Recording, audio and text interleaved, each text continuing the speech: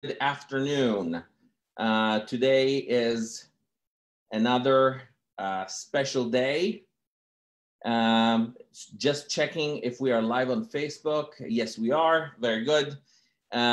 Welcome to another episode of Maestro's Corner, where we have artists. And we hear their stories, and through them we can understand music just a little bit more. My name is Domenico Boyagian. I am music director of Cleveland Opera Theater, and here with us we have a very, very special guest. We have the super famous soprano Dina Kuznetsova. This is a soprano that has sung pretty much any important role that you can think of. Just to name a few, obviously, Gilda in Rigoletto, Violetta in Traviata, Mimi in Bohème. She sang in Hamburg, she sang at Glyndebourne, she sang at the Met, she sang in Chile. So we are in front of a superstar. Welcome, superstar. How are you? Hi, Domenico. Hi, everybody. Thank you so much for tuning in. And Domenico, thank you so much for inviting me in for such a spectacular introduction. Thank you. Well, these are not lies. This is all the truth. These are facts, and we are very happy to have you. You're probably very, very busy. Probably, I don't know, maybe learning some new roles, but I'm sure you're teaching these days. I am teaching these days, yes. It's the second year of pretty much full-time teaching. And a lot, right? Do you have a lot of students? Yes, and I love it. It's the same music, but involves such a different parts of the brain and different way of being, and it's very interesting. So since we were talking about this, how is it, what's the difference between teaching online and teaching live? Well, the main difference is that due to the sound compression, yep. when especially female singers, when they start singing highest notes, we the teachers have to start going by guessing, because there is such sound compression then that they eliminate a lot of, the internet eliminates a lot of overtones. That's right. So I have to be a little bit more careful than I would normally be, and ask for more feedback, about how people are feeling at that moment, because, do no harm is the most important thing. You don't want to demand something which is not realistic, or demand something which you wouldn't have demanded had you been in the same space and you could hear all the overtones. So it's, in many ways, it's similar. Of course, the personal element, the shades of emotion and the shades of what's happening to the person at the moment will present more when we are online. It's a more natural, emotional state of being, I think, for both teacher and the student when we are together. We read each other better. Absolutely. And then, of course, just the act of making music is easier live, because you can involve other people. There is a pianist. There is a constant ebb and flow of music, of the feeling of give and take, which again is somewhat cut online. We're very lucky we have online. Yeah, absolutely. And we still can, emotions still can happen, but you have to fight for it a little bit more. Yeah, and emotions have delay as well. Yes. So, yes. And you probably agree with me. Being together in the same room, not just humans, but probably especially musicians, we feed off each other, whether emotions or how the energy is. I wouldn't know how to describe. For sure, yes, exactly. How the energy is, and how because anything existing in time, like theater or music, one of the greatest joys of it, that it's constantly evolving. You know, as a conductor, probably there is not a single performance you've conducted which have been the same. I know there is not a single performance I've sung, you know, over the 20 years that I traveled and had a career. It never was the same. There's always, you keep some things programmed, most things are programmed, but then when you finish something and there's a little bit of a crescendo, diminuendo, and the emotion goes a different way, and pause is a different length. And some of the things cannot be pre-programmed. Absolutely. They have to be felt at the moment. And that's what makes the teaching or expressing via the recording, I think, most tricky, that you, especially with a pre-recorded track, you cannot afford to let your imagination take you somewhere else. You have to adhere to what's already been happening. Absolutely. In fact, but even with staging, you know, when we are running on the stage, yes, we follow the light, we follow the staging, but sometimes, you know, you look at your partner and you feel that a longer glance is needed, and you do it. Absolutely. Well, that has to do with timing. It has to do with acting, with experience, and all of that. In fact, singers, as far as I'm concerned, these are the people that I'm having most of my relationship with during a performance. I do have a relationship with the audience, and the audience I can't see, obviously, but I just feel their presence. Of course. Behind me, I hear them breathe sometimes if they are close. I hear them laugh. I hear them cry and clap. And sometimes, you know, sometimes they clap where traditionally we are not supposed to clap. It's okay, you know. Sometimes they laugh when we're not supposed to laugh. And it's like, okay, that was the music from and the audience is alive. The audience is alive, and it's just it's what you want in a performance, because then it changes from that moment on. It's not a rehearsal anymore. Is a performance. We are obviously the same people that we are, but we are dressed as someone else, and we play someone else. And hopefully I'm there helping you to get into that. I kind of have to, in theory, have to stay out of the way. I have to help, I have to support, but I have to stay out of the way. You know what I mean? And let's just remind everyone how I know you. You sang Butterfly with us, with Cleveland Opera Theater. It was an honor to have you. It was an honor to sing with you. It was such a pleasure. It was one of my, whatever this word means, easiest relationships that I've had on stage and during the rehearsal process, which speaks volumes in terms of your professionality, your experience, and it was just a pleasure to see you up there, hear you up there. So thank you. Back to you. Thank you for gracing our stage with your presence. Let's go back a couple of years. Tell us about your education. When did you start? Why did you start? Where? Which country?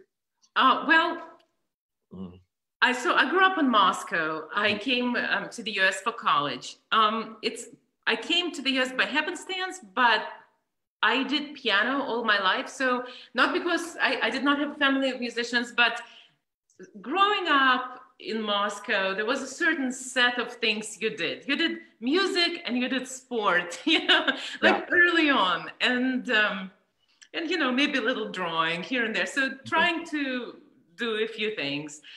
And so I always played piano, maybe since I was 6, and sang in choruses, but piano was the main thing.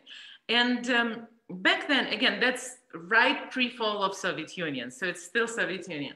And back then, one specialized pretty early, like, you know, you graduate high school in 16 and or 17, and you chose your profession and you sort of followed the path. It was not really common to switch paths around.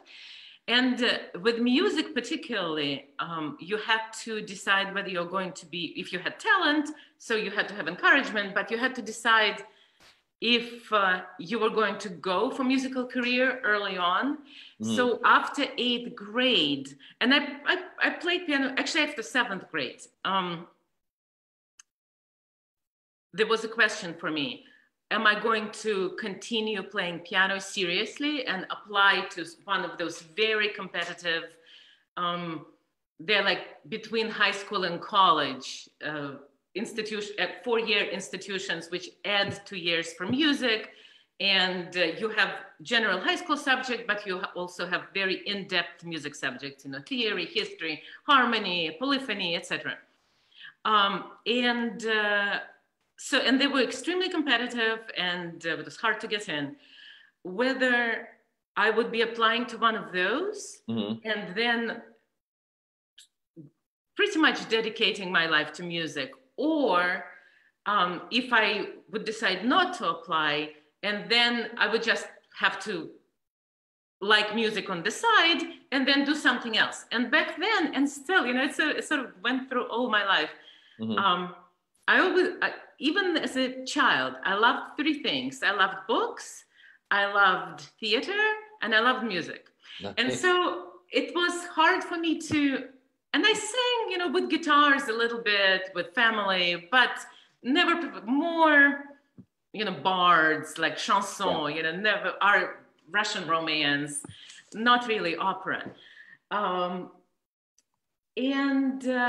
So when I was 13, 14, I thought, well, maybe I'm going to go and do a literature degree at the university, you know, maybe some this or that. I wanted to do a philosophy degree, so. Yeah, you know, well, yeah. So. But when it came to it, I just couldn't say goodbye to the music. It felt wrong to just say, okay, that's it. So then I started practicing piano for, I don't know, 4 hours a day, 5 hours a day to play this entrance exam to this special music school. And I guess I was good enough that I played it, they took me, and then it completely changed. I count that time as when my feeling of self began, because I was thrown into this, you know, almost college situation. I lived at home, but I was surrounded by musicians, by composers, by instrumentalists, you know, by people who lived and breathed music. Yeah. And that was really, really happy time. And I still have friends from that time. Oh, that's good. So, but then I was a pianist, and I was pretty serious pianist, but I always knew that I don't necessarily have it in me to be a performing pianist, nor do I want to. You know, I always was trying to branch out, do a little theater. I did a lot of accompanying even then, and then I continued doing accompanying when I came to the US. So I always was gravitating towards theater people, towards singers. And my favorite class back then was chamber music, vocal accompanying. So I still remember people whom I played for.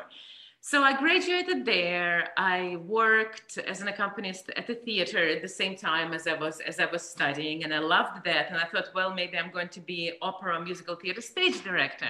Yeah. And again, I graduated, and again, there was this time when I didn't know what I was going to do, because I still liked all those things. I still didn't want to be a classical pianist exclusively, but yet that's what I did. And my aunt, who recently immigrated she was anti-communist, and she was refusing for many years in Russia.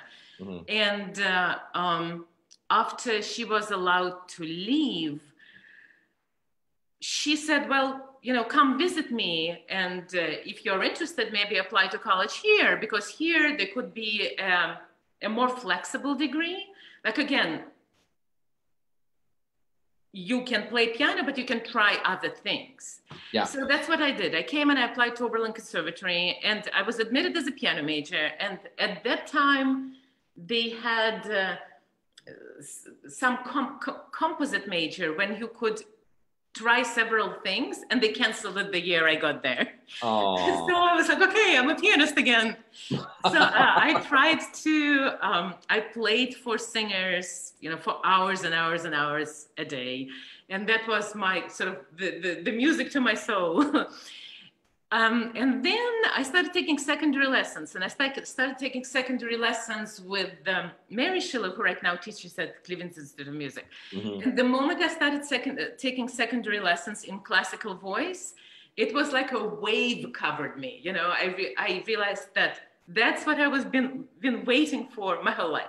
You know, that's the perfect combination of theater, poetry, literature, music, just basically everything which I was trying to combine inside me all those years. If I can sing, that's it. Yeah. So then there were a couple of scary years because I, of course, associated myself as being an instrumentalist and as being a pianist. And I really was not very good, you know, and I was already in my early 20s in singing. I was very good at piano and not very good at singing. And I was already in my early 20s. So that feeling of just jumping into nothingness and having no money and being completely unsure of what's going to be around the corner. So then Mary Schiller left, and I graduated at Oberlin in studio of Marlene Rosen. Mm-hmm. And I graduated with a voice degree. I switched halfway, and then I followed Mary Schiller to University of Akron because we had a good relationship. I felt that I could get technical advice and guidance. And then after that, I auditioned for a year and didn't get anywhere, worked for a year as an accompanist again. So when these days young singers ask about, you know, how do you move forward? How do you do the transition from the undergrad to, you know, from grad to career? Yeah. Most people, there are exceptions, of course, but most people, professional singers I have talked to, they always had the interim period when they had to earn money doing something else and doing auditions, doing coachings and auditions. There are almost no exceptions. So if I'm talking to any singers out there, if anybody's listening, do not be afraid of it. It's normal, it's good. Find something which can support you and keep doing what you love, you know, and you'll get there, but it might take a little time. Yeah. So your career began. Yes, and then I auditioned the second year, and I got into Music Academy of the West with Marilyn Horn, and everything started from there. I sang a lead role in Handel's Rodelinda there, and Chicago Lyric heard me there and invited me to come to the finals. And then I got into Chicago Lyric Young Artist Program, and I've been traveling since until last year. So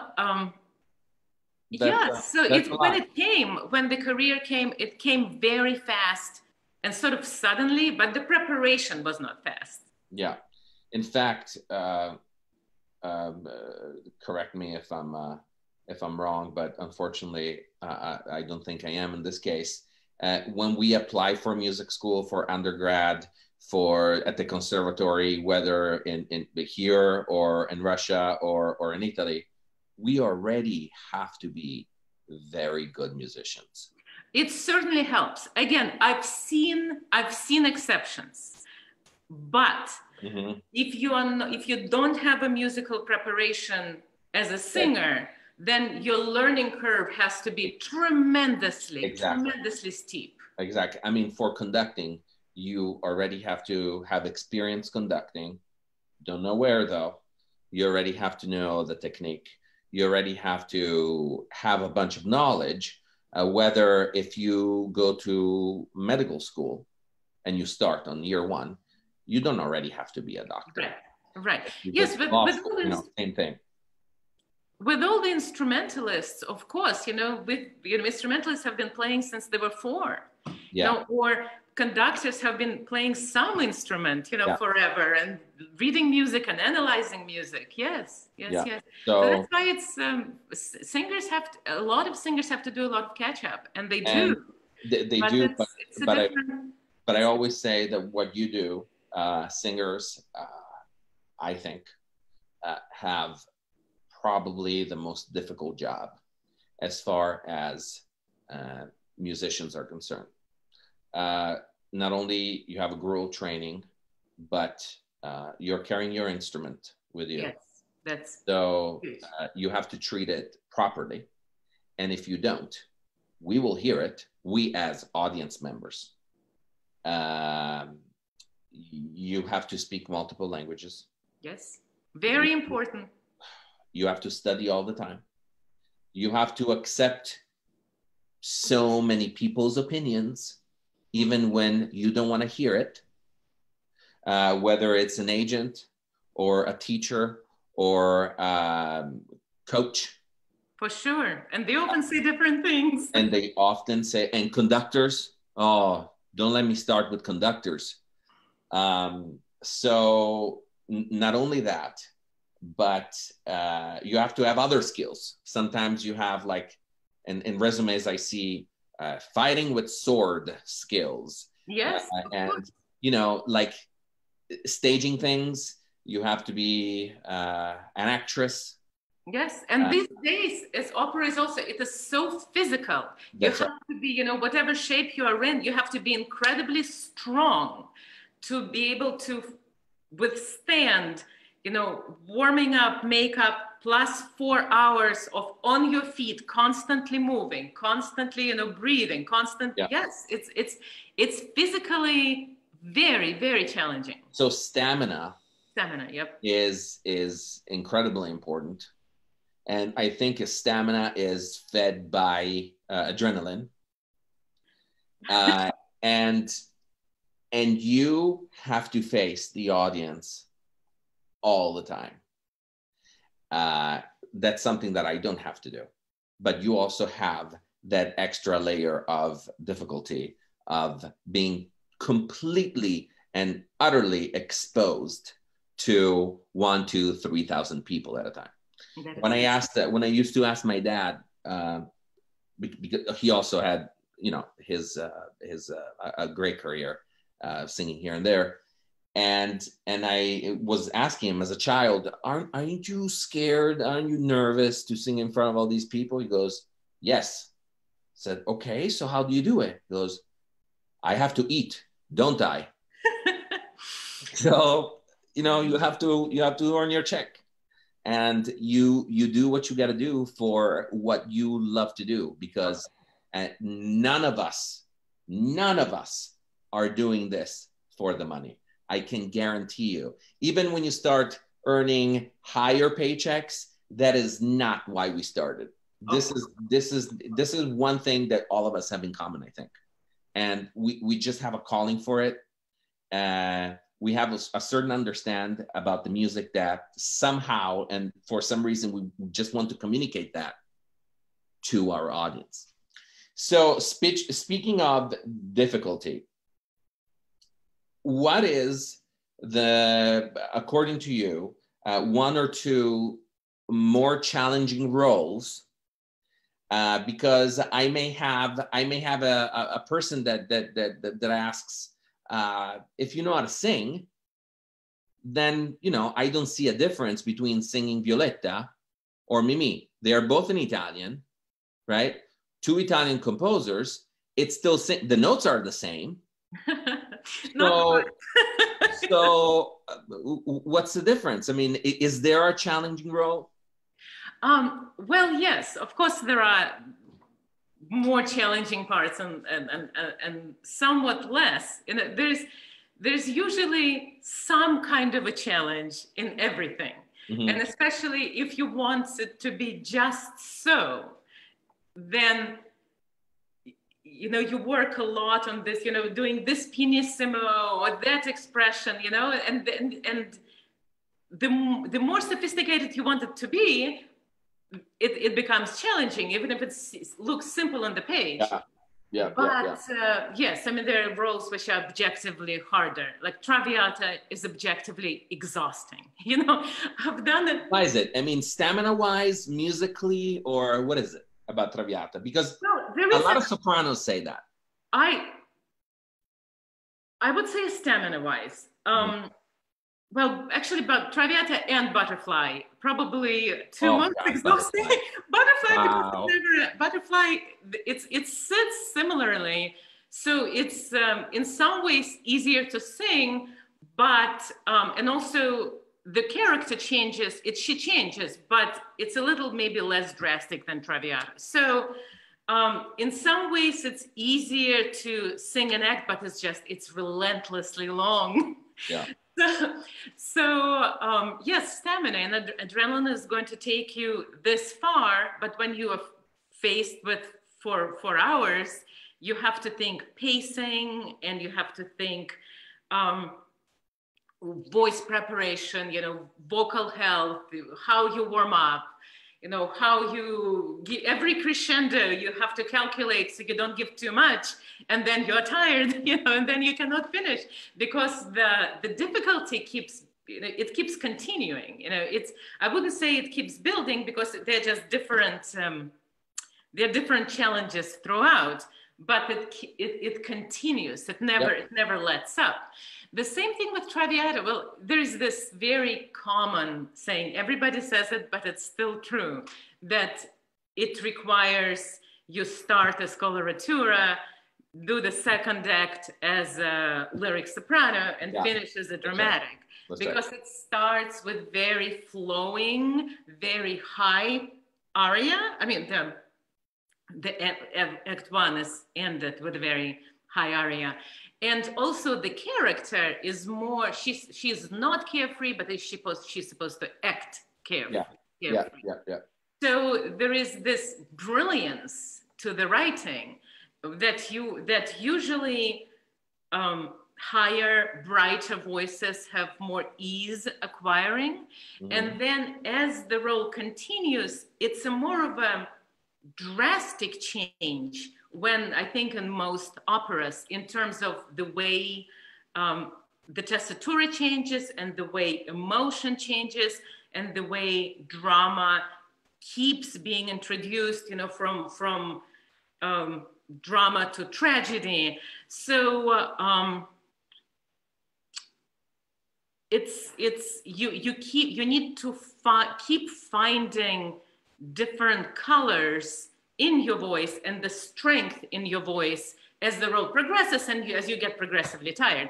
Nonetheless, Verdi is a genius, and Verdi is Verdi, and usually it is easier to warm up high, to start singing somewhat lighter, and then as you get tired and as your voice kind of settles in, you give a little bit more weight, because you don't have to save as much. You don't have to.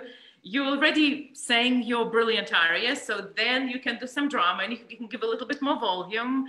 And then when you die, there's barely anything left after 3 hours of singing. You do this, high piano, because that's all you have left. Yeah. And, no, I'm joking. No. Of course. But Maestro Verdi, he knew. He just knew what to do. You're a pianist. So you know how when you play a piece by Chopin, the hand just fits. Yes. It just fits. It doesn't matter how many sharps or flats. It's perfect. And sometimes when you do Bach, it doesn't. It has nothing to do with Bach not being a good musician or a composer, but it's just a different style. Verdi just knew the glove to put on that voice, and it fits perfectly. And he's able to mask this. I'm going to let the singer sing faster and higher first, and then lower and slower later. And I'm going to mask it by adding this layer of, I have to develop this character. And he did it perfectly, because the character is healthy and, let's say, younger, a little bit younger. Yes, for sure. And older and ill at the end. The same thing that happens, I think, in Magic Flute, where he is singing higher notes at the beginning, and the tessitura changes toward the end of the opera. Character development. He was a kid first, and he becomes a man later, Right. Incredible writing by incredible composers. Incredible writing. But I want to address again the stamina. When you say relationship with the audience, sort of physical and emotional stamina. just being in front of people for 3.5 hours, it's adrenaline is a wonderful thing, but after that, you're so exhausted. Absolutely. So probably after it stays up for like 30 minutes, 45 minutes, and then drop down immediately. For me, because I'm a night person, it's longer. Like at 3 in the morning, you still go. I know. Sometimes it's different depending on who your colleagues are, where you're singing, what type of performance you gave. You know, what it does to the body is very difficult to describe. It is difficult to describe, yeah. Because the body just creates things that make you feel in a certain way. And we are using all those things in performance as well. They are helping us emote, empathize. A lot. I think it also creates this sort of the energetic connection between you and your colleagues and the audience when you generate so much energy. It's just the adrenaline is pouring out of all of us. So if it's good and we're well rehearsed and we have wonderful relationship with the conductor and we like the staging, if it all comes together, this sort of magic flow of adrenaline between the colleagues, it translates to the audience. Absolutely. And between the conductor and the musicians, it's just this energy field, right? Yeah, absolutely. So you basically have to know and understand your body really well. Right. Because you have to have certain expectations or what's happening and how to treat it and how to continue and where your limits are. That's something that young singers tend not to know or understand where the limits are. And that's okay. It's part of being young, not just a young singer. Right, of course. A young person. Yes.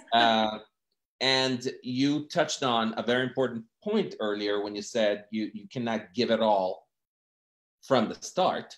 I always tell my younger singers, have a plan. Right. Because you have to stay up there for a while. Not only dramatically, don't let us know immediately who you are. You're not going to go out on a first date and say, I love you. Yes. No. That cannot happen because there won't be a second date. Right. And maybe it's not the same with the relationship to the audience, but still, don't give yourself away too early. It's a lot more interesting if new sides of you come out of the blue an hour and a half in, Yeah, people want to be surprised, exactly. After sitting there for 2.5 hours, something has to justify them being there. Exactly, because most likely they know the opera. They know how it starts with a kiss. They know how it ends with a death. Yeah. It's at a certain point, it really does not become about the story anymore. It becomes 1, about the music, 2, about who's singing it, and 3, about who's playing or producing it, okay?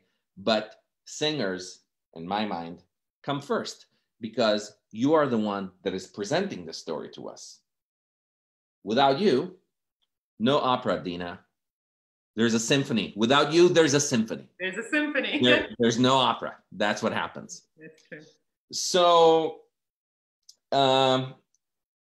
what would you say, and we are toward the end here. I don't want to take too much of your time. What would you say to young singers that they're done with their bachelor's and then they're done with their master's, and then they come to me sometimes, they say, okay, how do I find an agent? It's probably like in acting. I don't think you're going to find an agent tomorrow. I don't think it's all about the agent. I don't think that's how it works. So nowadays, because 10 years ago, 20 years ago, if I talk about my dad, 40 years ago, it's completely different today. It's just night and day how things works. I know because I lived through it. I heard the stories. I saw him going through it.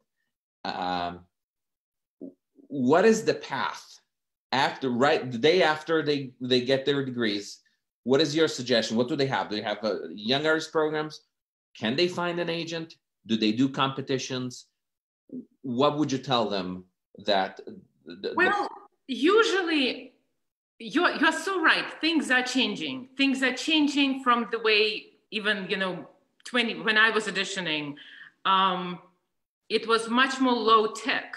These days, people can make their online portfolio. And in fact, it is recommended. If you feel you're good enough, make your YouTube channel. If you're good enough, people will be attracted to it, maybe very slowly, but friends of friends, friends of friends. So media presence this day is important, and it was much less important when I was auditioning. Nonetheless, the agents will find you.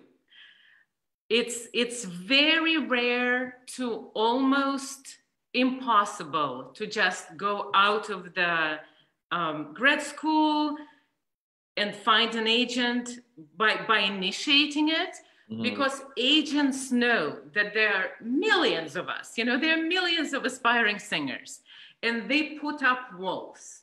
It's just inevitable. They would be overwhelmed. They would not be able to do their jobs had they been able to, look at every recording submitted or read every letter. So they have a certain competitions and certain young artist programs to which they come. Yeah. And we know what they are. It's the big young artist programs. It's big summer programs like Music Academy of the West, like Wolf Trap. Try out for those, right? Yes. So after you graduate and you feel you're good enough, I mean, that is important. People tell you are good enough. Sing for people you trust. Because people you trust and people who know the business, if you are not ready yet, they'll tell you, wait a year, wait 2, take lessons, take coachings, go to more performances. There's no rule. You have to graduate and immediately do something. You have to be good enough to be able to do something. So when you feel your technique is established and you as a person, your personhood is established, you know what you're presenting, and you are more or less, you're never quite comfortable with yourself, but you're more or less comfortable with who you are as an artist. Then you audition for young artist programs and you do competitions, because agents also come to competitions. The Neue Stimme, Belvedere, the New York competitions. There are a lot. And what you get for those, you get exposure to the professionals, and you get comments which are valuable. Of course, don't overdo it. Don't spend, don't go into horrible debt in order to, sing all the competitions. Again, if you're not ready, one has to be ready. When one feels that, okay, I'm close, then one starts going to competitions, going to auditions and getting feedback. And then people tell you, okay, this aria did not work for you, and this one did, and that language is good, and that you are just not good enough. And then you go and you perfect and you perfect and you perfect. That's why it's important to have something to fall back on. If you can do computer programming, data entering, teaching, anything, really anything, to give you some financial and emotional security while you're on your journey. It's very, very important. But find people in your profession around you in the colleges who you trust. Sing for them and say, what can I do to get to the level when I'm ready for the agent? And talk to as many people as you can. Just ask about their experience. Don't be afraid to ask for help. That is okay. That is super important. Super. Now that I'm, I'm on the other side and I'm teaching more than performing, I realize how very important it is to not be afraid to ask advice and feedback. When you are, and please do, people, please do. You are not going to overwhelm us, because I always was, shy, not wanting to inconvenience people. That's right. And while it's valuable, it can go too far. If you don't want to inconvenience people, people are not going to know that you might want help, exactly. or that you care to hear their opinion. So find the right balance, but don't be afraid to reach out. Yeah, that's what we're here for, right? Absolutely. Absolutely. And we actually want to do it. We are just not here for that, but we just want to do it because we actually understand exactly how hard it is. How hard it is. And we want you to succeed. Exactly. Last question. What would you have done if you weren't a singer?